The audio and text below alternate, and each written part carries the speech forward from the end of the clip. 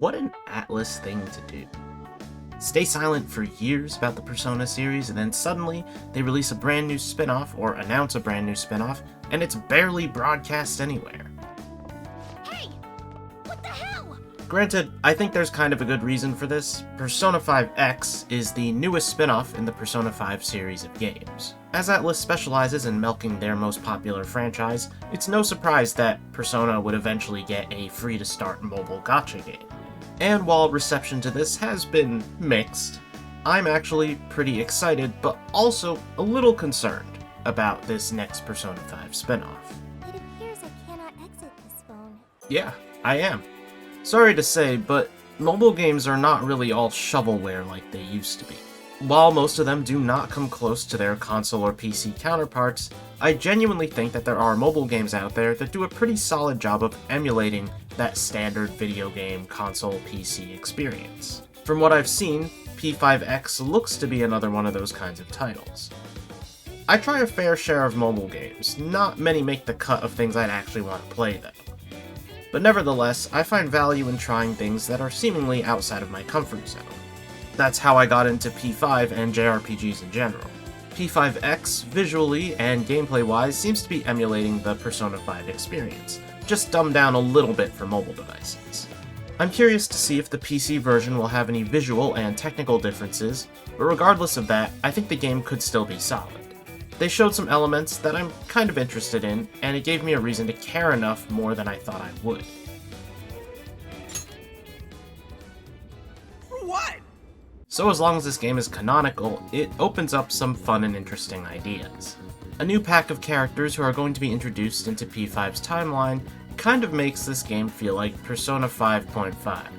There is also the potential to see our Thieves return in the story, which I think would be nice considering the fact that we really haven't seen them in about 3 years. Really, I just find the prospect of a new Persona 5 project to be exciting. Now, is this the one I actually want? No, not even slightly. But if everything pans out to emulate the Persona experience, I can't see this going too wrong. So you could say that my excitement is kind of generic. I mean, I don't really have anything to be concretely excited about. A lot of what we've seen is just generic goop. 2 trailers that don't show much, a bunch of screenshots, and I'm sure by the time this video is published, the beta will be out and we'll know more details, but I don't really have anything to get excited about right now. I've always seen a Persona gacha game in the modern day to be inevitable, so I've kind of prepared myself for this outcome and expected it would happen sooner or later. Anyways, on to my concerns. We have greater concerns right now. The biggest concern I have for this game is how long it's gonna last. From the first trailer, we actually get a decent number of elements within the game that make it seem like they might actually have a decent amount of content on launch. The problem is that if this is a free-to-play mobile gacha game, then how long is it going to take for them to complete the story? Almost every gacha game out there gives you a slice of the story to start. Then the game slowly releases more content as time passes. Is this going to be like the Genshin approach, where arcs happen slowly over the course of a year, with an overarching plot progressing incredibly slowly? Or is this going to be more unique, and maybe within 2 to 3 years we'll reach the end of the story?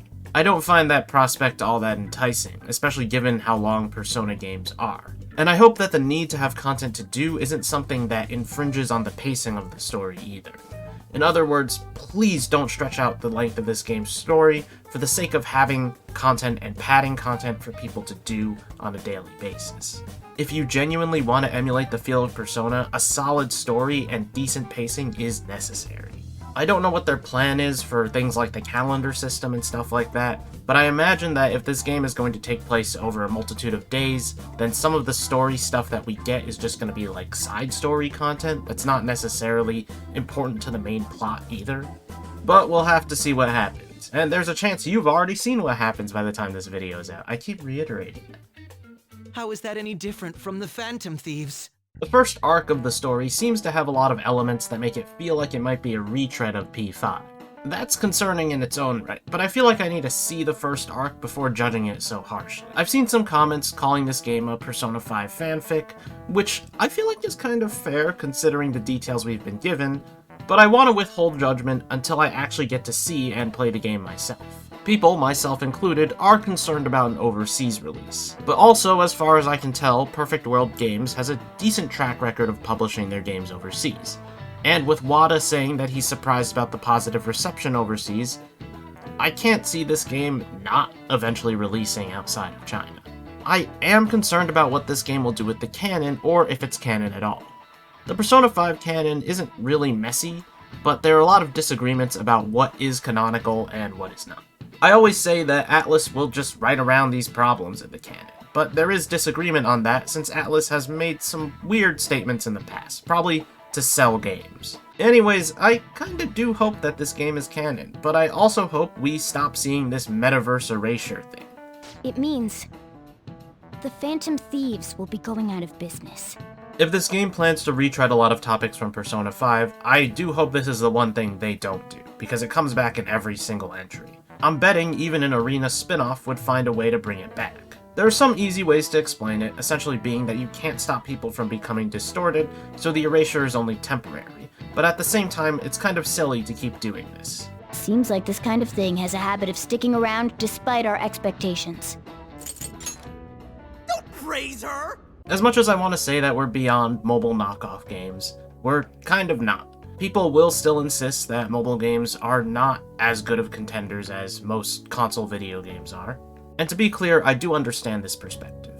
I may not always agree with it, but most of the time, it's kind of true in some ways. Either way, I really do just want this game to be good. I have so many questions and desires that will likely be answered by the time this video is out, thanks to the beta that I can't register for, which is awesome. And as stated already, we are getting more OST goodness from this game, so I'm happy for that. But yeah, my hopes are high and my expectations are low, as per the norm. As long as this game can kind of emulate the same experiences I've had with Persona, I think I'll be relatively satisfied. And you can leave your thoughts, excitements, and concerns down in the comments below. I hope you enjoyed the video, and if you did, I'd appreciate it if you leave a like. Subscribe to the channel for more things Persona, ATLUS, and JRPG related. Thank you for watching, and I'll see you guys next time.